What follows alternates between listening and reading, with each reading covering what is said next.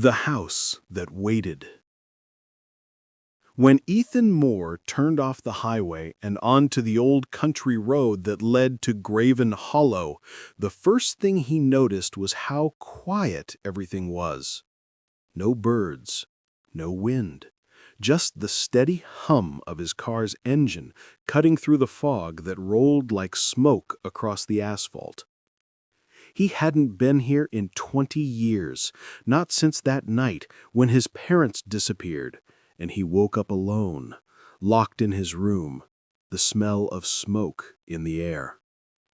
He was 12 back then. Now, 32, he was coming back because the law firm in town had called. The Moore property, the farmhouse, the land, and everything on it was finally his.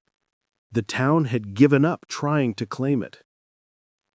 Ethan told himself he just wanted to sell the place, maybe even tear it down. But deep down, there was something else. A pull. As if the house itself was waiting for him to come back. It took him another 15 minutes before the road narrowed and the trees leaned closer, their branches knotted together like ribs. And then he saw it. The Moore house stood crooked against the mist, its roof sagging, windows black and empty. The porch was half collapsed, the wood eaten through with rot. The old white paint had peeled into gray, like layers of old skin.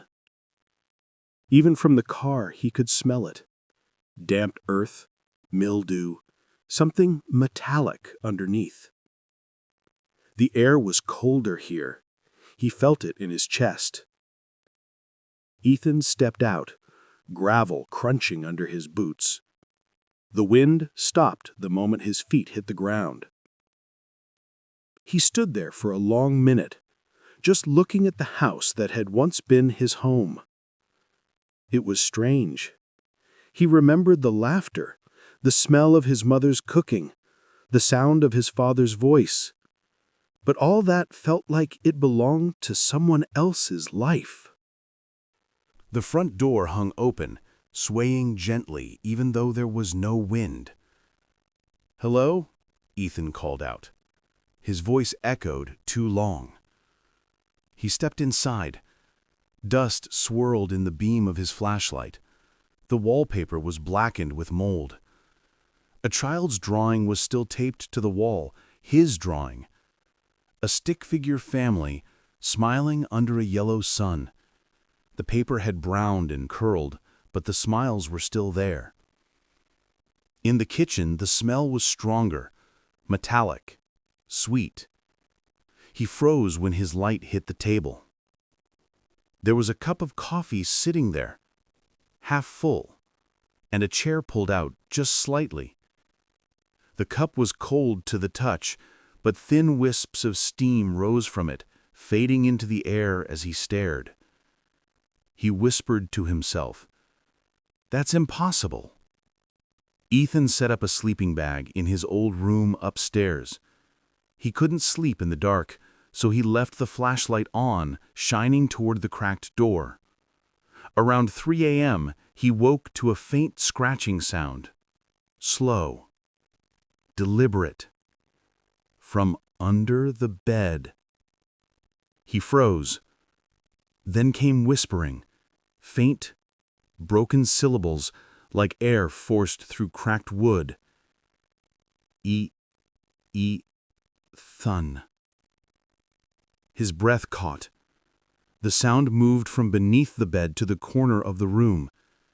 He sat up slowly, heart pounding. "Who's there?" The whisper grew louder. He turned his flashlight toward the corner. The beam flickered, and for half a second he saw a face pressed against the wall, pale and stretched, eyes black and empty.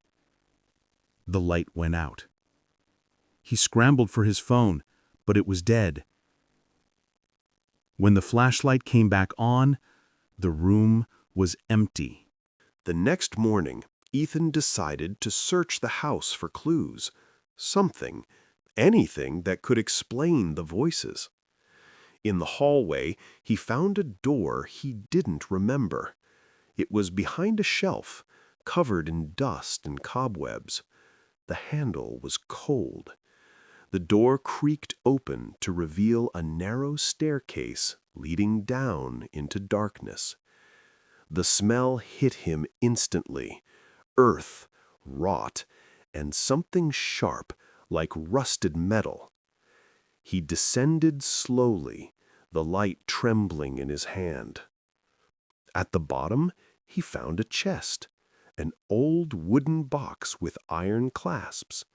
Inside was his father's journal. The pages were brittle, the ink smudged, but the writing was frantic. The house is older than this land. It listens, it remembers, it keeps what it loves. There are whispers beneath the floors. They call to Ethan. They want him back. We can't leave. Every time we try, the road brings us back. If you find this, burn the house before it finds you. Ethan dropped the book, his pulse racing. He turned toward the stairs, but they weren't there anymore. Just a wall. Panicking, Ethan ran through the basement until he found a small window. He smashed it open and crawled out into the woods. The air outside was freezing.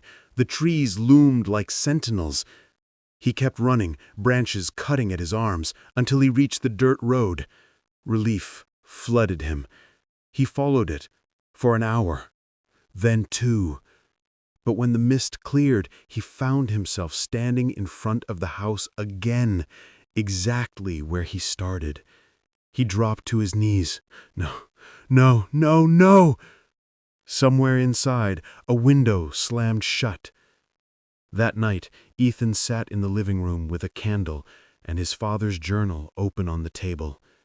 He tried to read, but the words blurred. Then he heard it again. Footsteps upstairs. Slow. Heavy. He gripped the flashlight and climbed the stairs. At the end of the hallway, the door to his parents' room was open. Inside, the air shimmered, and 2 figures stood there, motionless. His mother and father, exactly as he remembered them, except their eyes were hollow, and their skin had a faint gray tint, as if they'd been carved from wax. "Mom?" he whispered. She smiled, too wide. "You came back, Ethan. What happened to you?" "The house kept us," she said softly. "It keeps everything it loves." His father stepped forward. "It doesn't let go. Not of us. Not of you." Ethan backed away, shaking his head. "You're not real." "We're part of it now. And soon you will be too." The walls began to breathe, slow, rhythmic pulses, as if the house had lungs. The floor rippled under his feet. He ran. He found an old can of kerosene by the fireplace and splashed it across the floor. He struck a match, and the flame leapt up, bright and alive. The house screamed. Not metaphorically, it screamed, a deep human sound that made his bones shake. He threw the match into the hallway. The fire spread instantly, but instead of burning the wood, it burned the air. The walls rippled, glowing red, and shadows twisted into faces that reached toward him. He bolted for the front door, but it was gone, just another wall. He turned around and saw the fire had stopped moving. The flames hung frozen in midair, suspended like glass. Then the whisper came, right beside his ear. "You never left, Ethan. You never left the night they disappeared." The walls melted away, and suddenly he was 12 again, standing in his bedroom, the smell of smoke in the air. He could hear his mother screaming downstairs. He tried to open the door, but it wouldn't move. He pounded on it. "Mom! Dad!" Through the keyhole, he saw something, a shadow crawling along the walls, moving like liquid darkness. It slid under the door and rose behind him. A cold hand touched his shoulder. The world went black. A week later, a real estate agent arrived to appraise the old Moore property. The front door was unlocked. Inside, everything was covered in a fine layer of dust, untouched for decades. On the kitchen table sat a cup of coffee, half full, steam curling from it. Next to it lay an open journal. The handwriting was unfamiliar, rushed. "I came back. The house remembers. It wants me here. It doesn't let go." The agent frowned and closed the book. As she turned to leave, she heard something behind her. A soft knock coming from the floor beneath her feet. 3 slow knocks. And then a whisper. "Welcome home." They say the Moore place is cursed.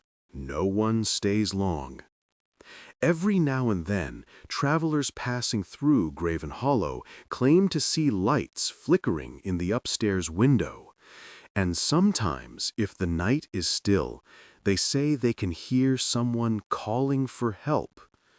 But when the sheriff checks, the house is always empty, except for one thing: a fresh cup of coffee sitting on the kitchen table, still steaming.